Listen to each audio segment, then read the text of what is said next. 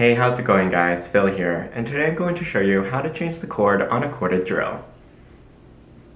This is my Craftsman Corded Electric Drill. It's probably over 15 years old, and as you can see, I've tried to repair the cord just below the strain relief previously with electrical tape because it'd gotten frayed. But the connection is tenuous, and the drill sometimes cuts out during use, so it's time to replace the cord. First, make sure your drill is unplugged. On the back side of my drill are 8 Phillips screws that I'll need to remove. Now I'll lift off the back cover, which doesn't have any additional clips securing it. The power cord connects directly to the trigger mechanism.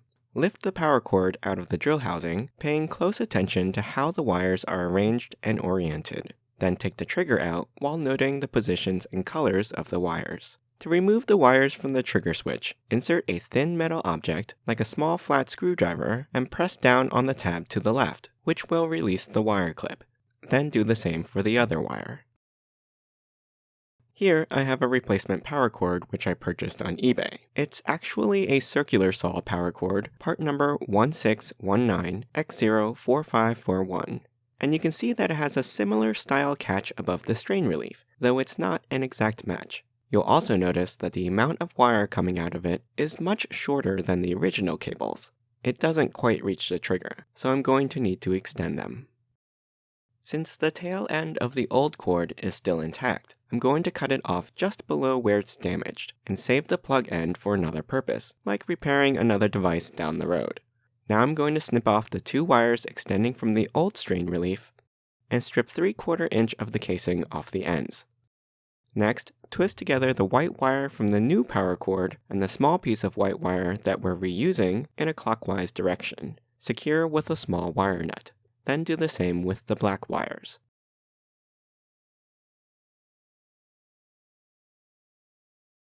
Now that the power cable's leads have been extended, they should reach the trigger switch. I'm going to insert the ends of the wires back into the switch assembly, in the same positioning with the white on the left and the black on the right. Just push firmly and the wires should slide in and lock in securely. Give them a firm tug to make sure they won't slip back out. Now replace the trigger in the housing and arrange the wires as they were before. On mine, there are 2 grooves for the wires to sit in. Then place the catch of the strain relief into the bottom of the drill, and I'll need to make sure the wire nuts fit into an empty space in the housing. This arrangement should be okay, since the other side of the housing is also hollow. Once you've made sure that the back cover can completely close with no gaps or obstructions, you can replace the screws to secure the back panel back into place. Now we can finally plug it in and test it out.